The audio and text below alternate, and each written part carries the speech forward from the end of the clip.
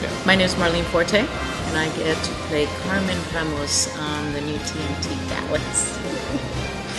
I'm very happy with that.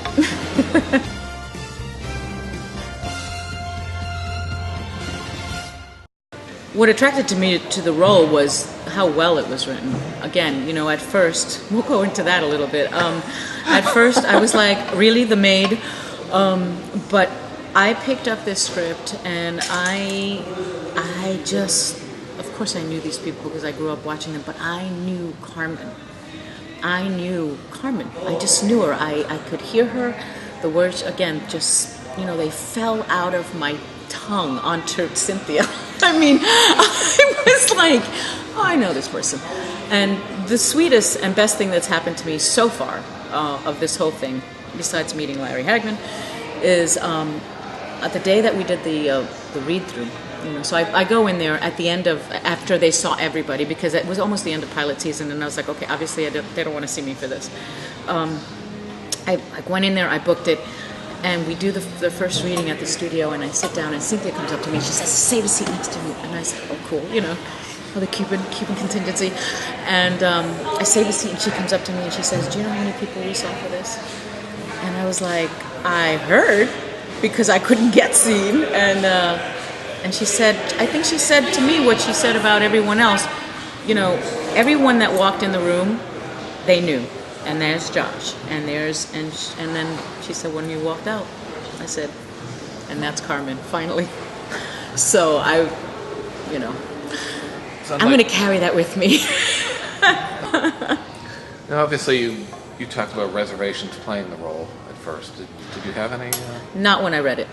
The minute that I read that script, the only reservation was, and I have to say, it's a little bit of an ego thing. You hear people like Lupe Antevera, and you hear people like, we've been playing, we play the maid.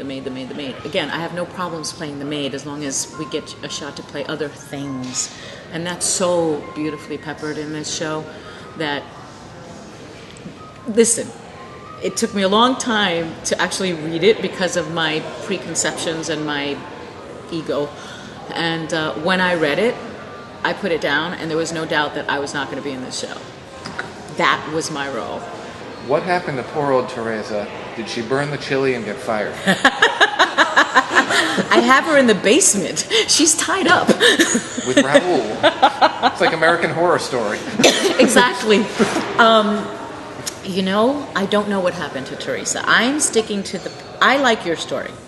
I say that I married Teresa's brother, and after my husband died, Teresa couldn't take it anymore and took off. And I like America. I decided to stay because of my daughter. And the Hewings were as loving as they are. They said, you stay on. Exactly. I don't know, but I'm going to stick to that. Except JR, who was getting very depressed around that time. Yeah, well, it's good because he went into the hospital and I didn't have to deal with him. Yeah, I don't think you would have... I don't like it when he comes back. I don't like it when he comes back. Things shift in my house. Talk about the backstory to Carmen and Elena, just for the... Well, a lot of the backstory is still up in the air. I know that I arrived when Elena was about 9. I know that my husband was killed on an oil rig. I know that I've been working for this family, and I'm extremely loyal to this family. It's really as much as I know. Cynthia's kept me a little bit in the dark too about this. So I like the story. I'm going to stick with your story. I'm going to really root for that. Push that with Cynthia. I want to push that with Cynthia. It's true. I want to push that with Cynthia. And it's funny because even when I was shooting the pilot, I still wasn't aware of that I was married or not. And we had... it's like nobody knows who Ray is married to. Well, I'm married in life, so and whenever I can wear my actual rings on the set, I do, on wherever I'm shooting. So I remember thinking, I don't know if I'm married or not, so I have 2 sets of rings. I wear 2 rings on both hands, and I took the big diamonds off because, these people have no, I mean, I'm not wealthy in that way. But I kept both of them on in the pilot because I didn't have enough didn't have a chance really to sit down and talk to Cynthia about where this was going, and everything was so fast. Again, you know, I got cast at the last minute, and You were shooting by the end of April until yeah. So May. I really, in my own head as an actress, thought, you know what, I'm just going to make it. I could be married or not married. You know, it doesn't say. So by the time I came back, they had given me a lot more storyline, and I was like, oh, okay. So I've been here since Elena was 9. So at that point, I had read more episodes, and I had a little bit of an idea of where this was going. But what I went in with for the audition, and what I went in with, and what I still stick to through the storyline is, again, this woman is the heart of this family. This woman, I always say, whoever feeds you and washes you, they run you. So I go with that. It's, you know, I have a lot of love and respect for this family, and I want my daughter to succeed in this country, like all immigrants. You know, an immigrant parent would want.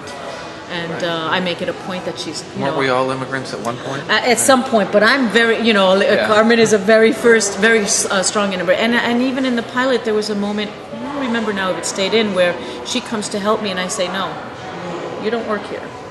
I saw that in the script. You know, you don't work here. You go and I work here. You don't do that. Here. Team John Ross or Team Christopher? Aha! Come on, Team Elena. I'm Team Elena. I'm out for my daughter, and Team Hewings. I fiercely protect that family. I think that's where Carmen comes from, you know.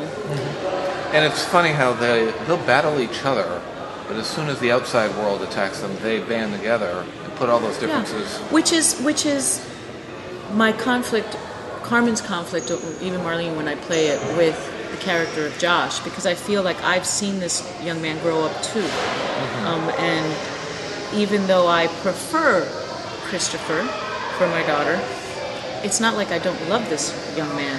I've seen him growing up too. So, you know, I feed these people. I make sure their beds are made. I make sure their house runs. So it's like I tell Cynthia, that's my house. Yeah. I am the shortest person in that house, but I am the one with the biggest mouth, the one that really just like opinionated. Lucy. You know what I'm saying? Yeah, exactly. Lucy was always there to stick a fork in JR's. Yeah. So to me, I fiercely protect these children. That's why when you say what team am I on, I'm on the my daughter, right, and on the family who employs me. Now, obviously, you watched the original show. I did. And what were you addicted, or who was your favorite character? JR, of course. Hello. You know, Larry did something in creating this evil person, this JR, that nobody has ever done. It's the laugh. And I'll tell you, Josh Henderson. It's the thing in his glitter. It's that little twinkle in his eye. It's that little evil, and that's a tough role to follow up. You know, Josh Henderson is doing an amazing job being just as evil. And he's a goofball as his dad. Well, he's such a sweetheart and a gentleman. Yeah, he's nothing but neither is Larry. Right. I mean, come on. The sweetest, funniest people play the meanest people on TV. How has it been working with Larry, Linda, Patrick, the original? It's been fantastic. Charlene. Steve. Charlene was a treat because, and it's so funny because her character is very well loved. And when I booked this job back in LA, everyone kept saying, "Is Charlene in it? I hear Charlene is in it." And I was like, I didn't get to meet her till we did the party at South Fork. Right. So I didn't even know she would be in it until that point. My biggest thrill again, which I said earlier, was to work with Larry Hagman, who to me was Major Nelson, not just JR. So I grew up having I was a little girl, and I was like, I want to marry someone like Major Nelson. So it was a real treat, and so excited that I got to actually have scenes with him, and then Linda and Patrick. And Patrick is so handsome. He's aging so beautifully. That was the first thing I remember seeing. I was like, oh my God, he's still so sexy. In the younger cast, working with... Well, it's pretty eye candy, I gotta tell you. We have the best looking cast. Just look at your shower curtain. Yeah, I mean, hello. It's people really in back, young nice. people. It's really nice to come to work. You know, Jesse's one of the most, I mean, you know, the prettiest man. I remember when I first got to work with him, the first scene that we did, which was that scene where I say, you see what you did, right? And I kept looking at him. Now, I've seen him on TV before, you know, I know his work, but to be in the room with him and opposite acting with him, I kept thinking, God, you are so good looking, you know, you're just so pretty. And so, you know, that was a little distracting at first. And then Josh is he's got that smoldering, those eyes, you know, and I'm like, I'm supposed to hate you. That's right. I don't like you. I have to keep thinking I don't like you. But he's such a nice person, too.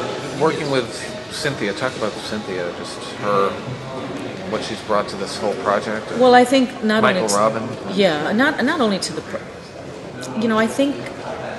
I love her work from before. You know, I love Kane, I love Mambo King, I love her. Liked Kane. I'm a big fan of her work. So, and being a woman and being Latina, and the fact that she's not just any Latina, she happens to be my people. I'm just proud as hell. And again, I can't tell you that feeling of reading that pilot and saying, "Oh my God." Oh my God, a woman wrote this, and I could tell just by the way the women are written. You know, they're very strong women in this show. You know, Brenda looks great holding that gun. You know, and bullets don't seem to have much of an effect on me. All of all of us are really, really well-rounded women, and I think that's because it was written by a woman. Well, social media plays a part in all of this right now. It's not just Dallas. It has to be. It has to be. You have to have a Facebook if you're in this business at all, or if you're, you know. And I mean, tweeting is even a younger younger crowd. Like, you know. But it's necessary. Now the Instagram pictures that people keep posting, they're on what, on the Twitter or on the Facebook page? Both. It shows on Instagram. I guess it's like an iPhone thing. Oh, is it? Oh, because we don't have iPhone. No, we don't have so, but Apple didn't pay me enough to sponsor them, so I love it. Yeah, it's just going to get more and more. I mean, that's just the way we live right now. That's a necessary part of what we do now. Where do you see yourself going in season 2? Well, I don't know. I think it all depends, and this is the producer. Now I'm going to put a producer hat on, the producer in me. It really depends on, I think it's going to be how many people they can wrangle up from the original scene. I think Carmen is definitely going to be there. Again, Carmen runs this house. I don't want to give anything away. I think she set me up really nicely at the end of the season, so I'm definitely coming back. You've been there since Elena was 9. Exactly. I'm not going anywhere. But again, you know, I want to be the Benson. You remember that show? I'd like to say that Carmen is the Benson in the in the Ewing family. Does that mean Victoria Principal's going to turn up like the ghost of Jessica Tate? I don't know. That all depends on where Cynthia wants to take this. But I don't think I'm going anywhere. I think I'm just going to be there loving this family and trying to guide them as well and as much as someone who works, you know, as an employee can do. I also don't think they treat me as an employee. I think they really allow me to speak freely, which is fun for the actor, and I'm sure fun for Cynthia to write, because everyone is so intense in this show. And not that Carmen isn't intense, but she has a really good sense of humor. Any messages to the Ultimate Dallas people out there that have just been... I think if you approach this with an open mind and with the knowledge that 21 years has passed and that life moves on and that there's a whole new set of players, and I like to say is like, remember the Ewings? Well, they're still at it. And they've passed on all their nasty little things to their children.